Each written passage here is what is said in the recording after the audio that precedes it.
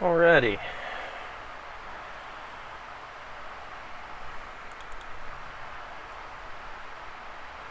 It's one of my favorite classics.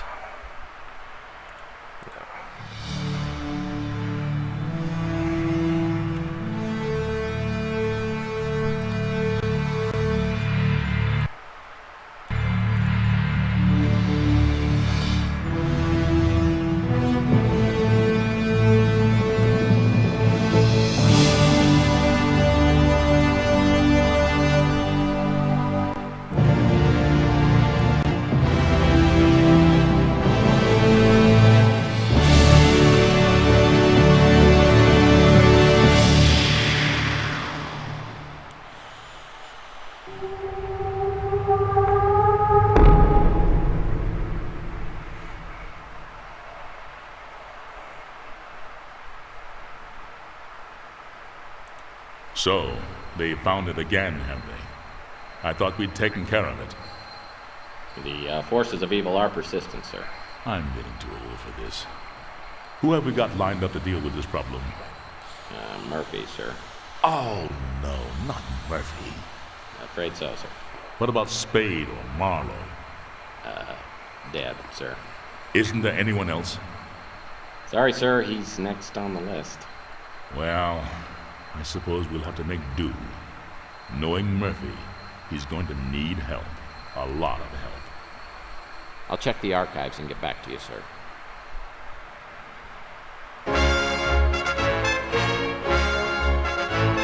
News of the day. As the Second World War enters its final days, Allied forces are on the march. The troops of the Western Alliance are occupied with the dangerous duty of ferreting out the remaining pockets of Nazi resistance. The storming of Berlin has crushed the heart of German opposition and sent remnants of the Fuhrer's troops scurrying into the dark reaches of the Black Forest.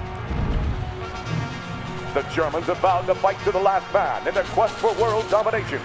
But their days are numbered, with Adolf Hitler dead and the once dreaded SS disbanded. The Allies have exposed the workings of the Nazi war machine and found it festering with ancient blood cults, whose rituals and ceremonies are too astonishing and barbaric to detail. Allied forces will not rest until the last cult member has been revealed and captured.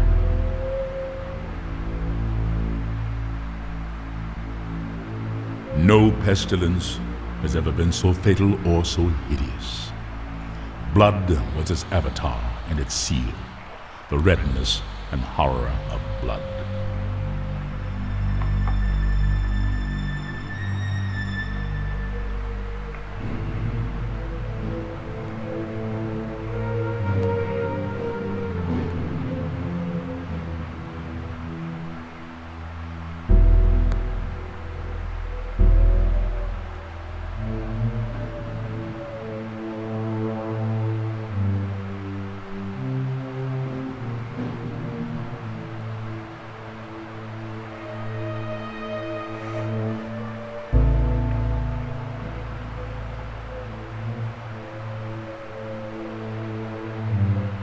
This one came out in '94. This is the third installment of the Tex Murphy series, but it's also the first one with voiceovers and video.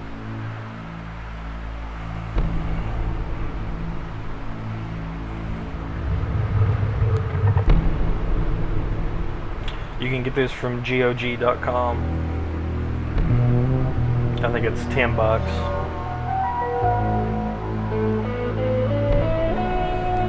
This is off of the original discs, though.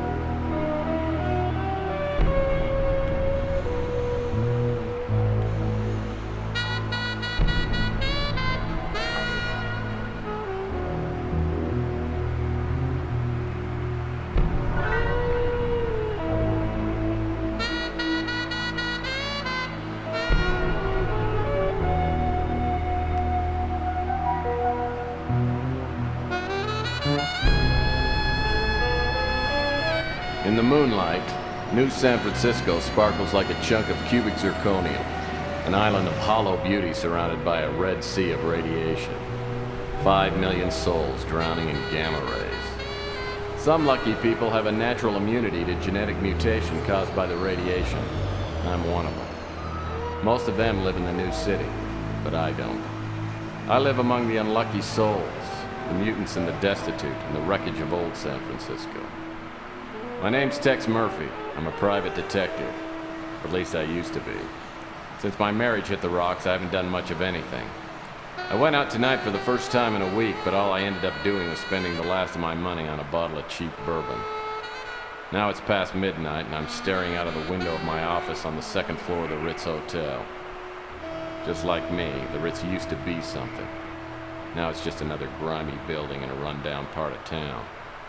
And I'm almost out of bourbon. My God, Murphy, you look like hell. Really hit bottom, didn't you?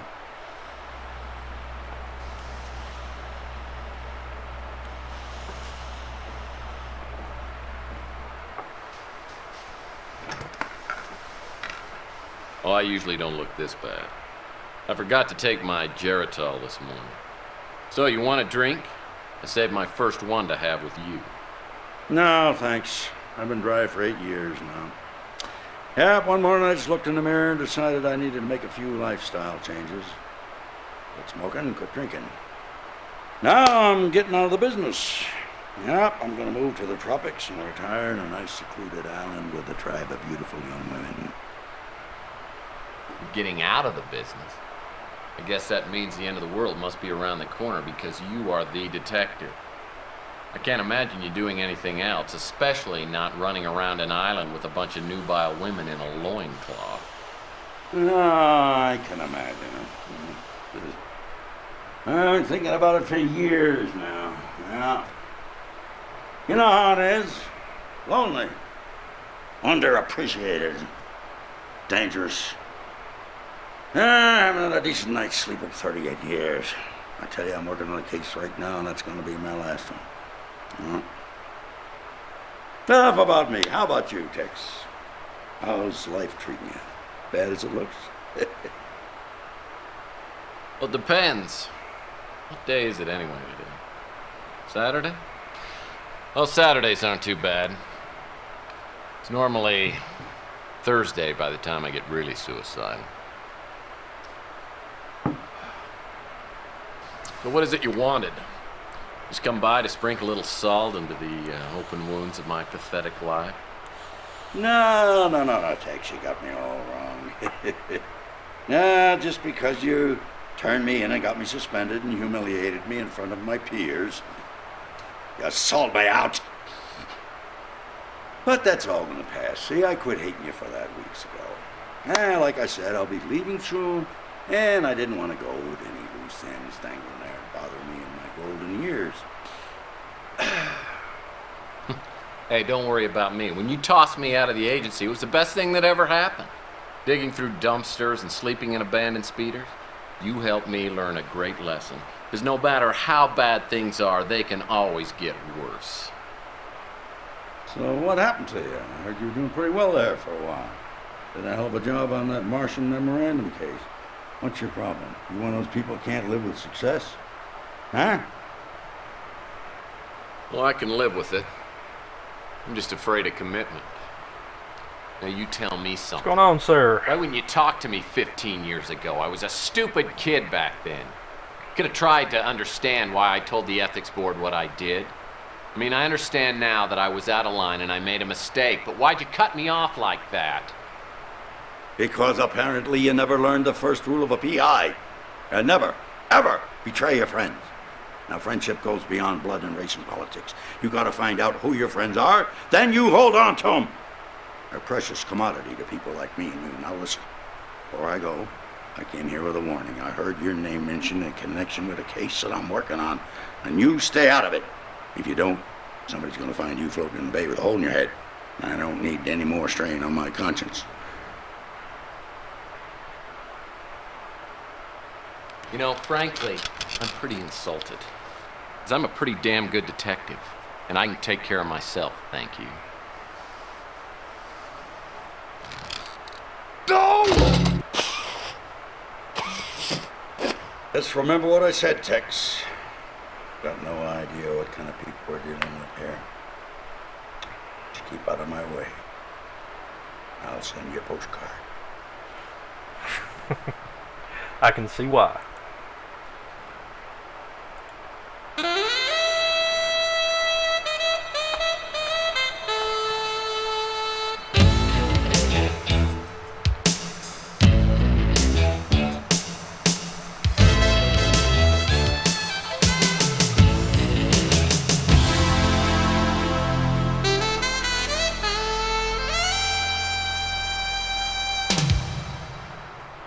So last night, after 15 years, the Colonel walks into my office. Made me take a good hard look at myself.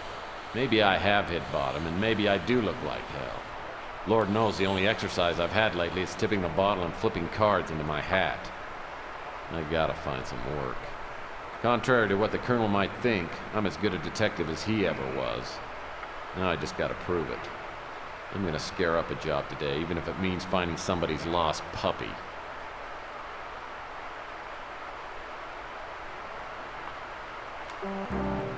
The Scotch Guard that Rudy's upholstering service put on my office chairs will stand up to anything, and I ought to know. Ah, Sylvia, my ex-wife. Whenever I think things can't get any worse, I think about her and how she totally screwed up my life. She's a woman who loves a man, any time. I'll never forget the day I came home early and caught her with the upholstery man. Oh, there you are. I just got done with the chair. I'll be sending the bill to your husband. Oh, Rudy. Let's not think about my husband right now. I was watching you upholster and you're so big and strong. Do you really think so? Well, yes. God, I've only known you for 10 minutes and I feel like I've known you forever. Oh, yes, look. And look at this muscle. Oh. The way you hold me, Tex never held me like this. Oh, kiss me, Rudy, and set my lips on fire. Okay. Oh, Rudy. Oh, Rudy. She gets around. Oh, Tex, honey. I wasn't expecting you home so soon. Well, duh. Obviously. Pick that way. Now I know why the Roto-Rooter man keeps calling and asking whether we need our plumbing checked. Well, I gotta admit, those chairs look pretty good. Thanks. Listen, how about I don't charge you on the labor and we call it even? Fair enough. But from here on out, Rudy, customer servicing doesn't include my wife. See, honey? I saved you some money again. Aren't you happy? I married her for better or worse. Unfortunately, it never got any better. CrimeLink Computer is the only valuable piece of equipment left in the office. By entering suspect information like height, weight, and hair color, I can access the suspect's personal files. Oh, great. Another incoming message that won't print out. If I don't get a new fax machine, I'll be out of business. This is an incredibly hard game to control.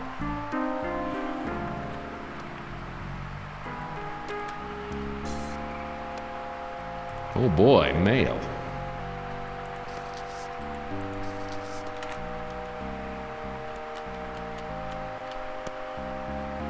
My gun. I love it so much! Old trusty sidearm. Been with me since the beginning. You want some of this, huh? Bam, bam!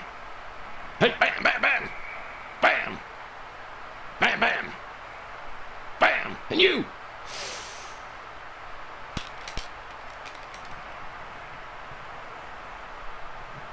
Hey, Sonny, can you help me out? My girlfriend threw my gun out of the window. Yeah, that's it. Yeah, just pick it up and, hey, don't point that thing up here. That's not a toy, you know. Oh, my hell. No matter how bad things got, I always had my gun. Now I've lost that, too. I have a feeling this is going to be one of those days. It's gonna be one of those days, man. When you throw your gun out the window, you know.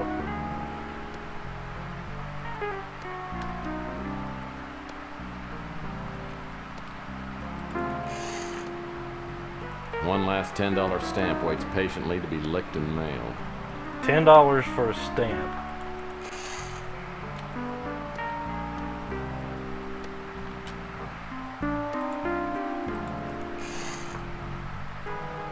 This is probably the only writing utensil that works in the whole office.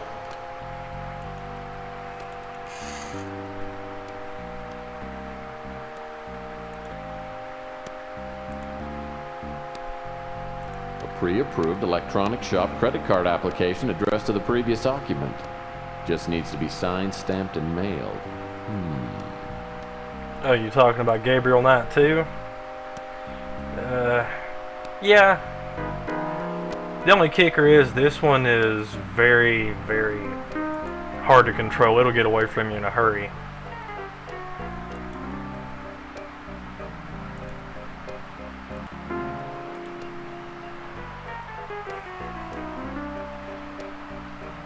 Be trying to move a little bit and suddenly your view just whips around at warp speed.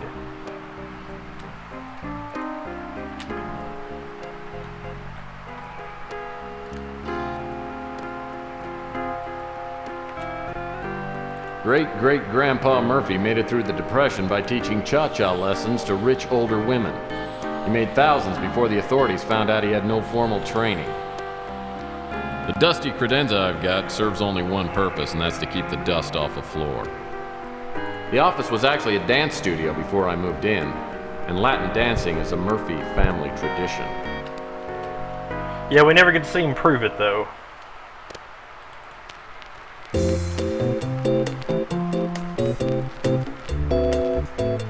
Listen to that MIDI music. That's high-tech stuff right there.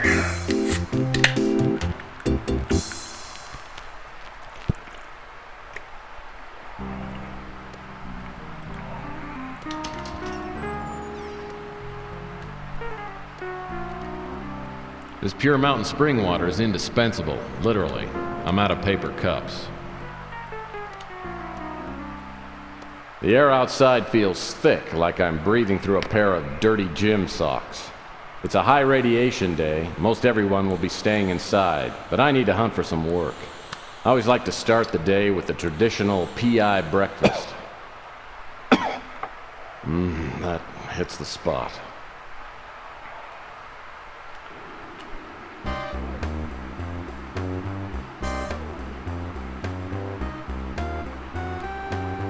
Yes, I do have a green screen behind me.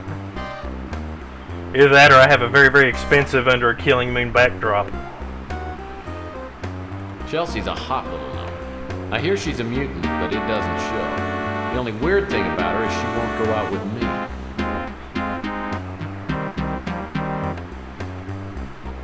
Here, I'll show you something.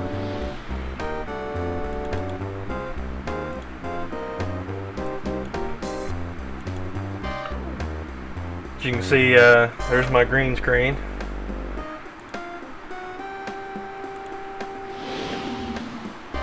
Chelsea Bando's the kind that could hold her own with anyone, but she has a way of turning my knees to jelly.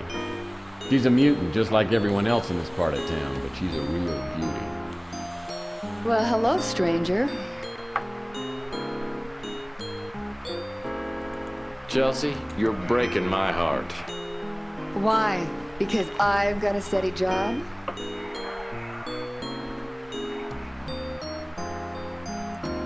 Sure. Kick me when I'm down. You think it's fun being broke? Well, you know, Tex, there just might be a job for you. Have you heard that Rook's place got robbed? Yeah, I did. Actually, I came by to see what you know about it. Rook acts like a tough guy, but he's a softie. Just don't tell him that to his face.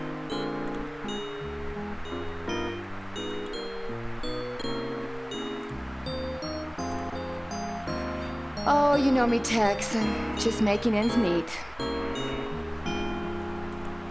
I love Louis, but his friendliness doesn't fool me. He's a sharp one. He knows everything that's going on in this neighborhood. Franny's a live wire. Either she or Sal is going to do time for killing the other one. I have never seen a couple fight like they do. Sal's a handful. He's a nice guy, but I don't know, I feel kind of naked when he gives me the eye. Luckily, Ardo seems to like me. I mean, if I were on his bad side, I'd be tempted to relocate. He could crush a Subaru with one hand. Wish I could help you there, Tex. Yeah, I remember Rook told me about the burglary. I remember a stranger hanging around the past couple of days. It might be a dead end, but I seem to remember that the guy had these bright green eyes and a tattoo of an anchor on his arm. Remember that, we're going to need it later. Bright green eyes and a tattoo of an anchor.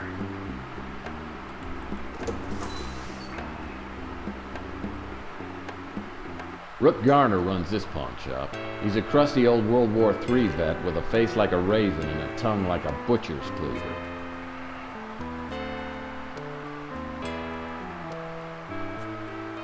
What do you want, Murphy?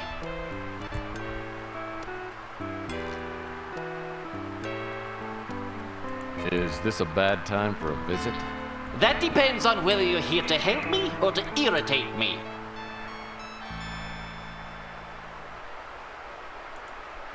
Well, I'd like to help you, but irritating you sounds like it'd be more fun.